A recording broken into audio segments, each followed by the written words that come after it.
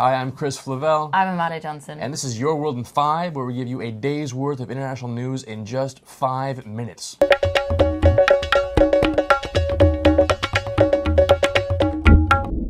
We start today in Iraq. A controversial chapter comes to an end today as the American security firm formerly known as Blackwater comes to the end of its contract in that country. For the last 5 years, Blackwater was the primary provider of private security in Iraq, a role in which the company was paid by the US State Department to protect US diplomats and other non-military employees working in Iraq. The practice of employing such a large number of non-military security personnel in a war zone had been controversial since the beginning, but a September 2007 incident in which 5 Blackwater employees allegedly killed 14 civilians without provocation led to a demand by Iraqi authorities that all Blackwater personnel leave Iraq. Those 5 Blackwater contractors have pleaded not guilty to their indictment on charges of voluntary manslaughter, and as Blackwater closes up shop in Iraq, their nearly 1,000 personnel in Iraq are expected to go to work for a company called Triple Canopy, which has taken over Blackwater's contract. To Colombia now, where authorities have arrested more than 20 soldiers. The soldiers are accused of murdering civilians, then passing them off as gunmen killed in combat. An estimated 1,500 civilians have been killed by Colombian troops since 2004.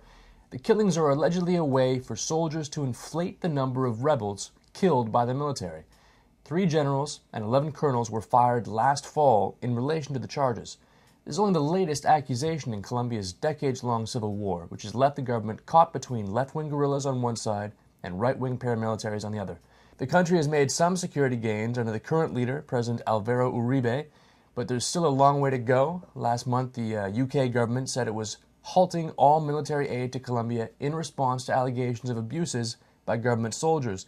Meanwhile, a free trade agreement between Colombia and the US remains held up by the American Congress, which says it is concerned by the killing and abuse of labor leaders in Colombia. Earlier this week, we told you about an attempted army mutiny in the small Republic of Georgia, nestled between Europe and Asia. Well, one day after that mutiny was put down, there was more unrest when anti-government activists clashed with police in the capital of Tbilisi.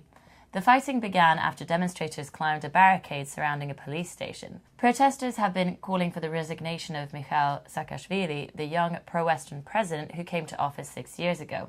Saakashvili came to the office promising to reform Georgia's government, purge corruption and improve the economy.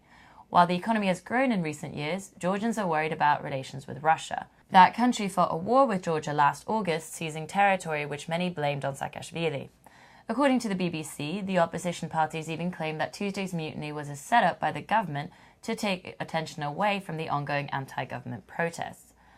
Meanwhile, Russian troops remain stationed on the country's border. In Pakistan, army helicopters continue their bombardment of Taliban forces today as the ceasefire signed earlier this year in Swat Valley has now broken down.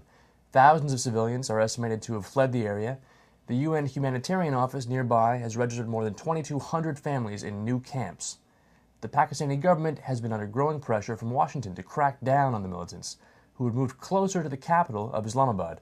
There is speculation that this week's offensive was meant to coincide with the visit of Pakistan's president, Asif Ali Zardari, to Washington, where he assured President Obama of his country's commitment to defeating al-Qaeda. American officials complain that the Pakistani army is too focused on preparing for a war with India, its traditional rival, more than the Taliban and al-Qaeda militants already within its own borders. In Kenya, women's groups who are fed up with government have started a week-long sex strike. The aim of the strike is to push Kenya's leaders to resolve current political deadlocks and move forward with reforms. The chairwoman of the local women's development organization, Rukia Subao, stated that the measure was a way to encourage the country's men to pressure the government into making a better attempt at dealing with the current political issues facing that country. Kenya is still recovering from widespread electoral violence which gripped the country in late 2007. On Thursday, Ida Odinga, wife of Kenyan Prime Minister Raila Odinga, said she would join the strike as a way of protesting the divisions between her husband's party and the party of his main rival, Mwai Kibaki, who is currently Kenya's president.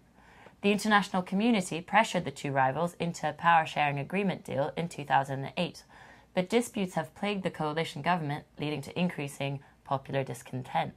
The women's groups who are advocating the sex strike have emphasized that the strike is not to be viewed as a punishment, but more as a measure to draw attention to pressing political issues in the country. And it appears they succeeded. That's all for us. Thanks for joining us. I'm Chris. I'm Amalia. See you next time.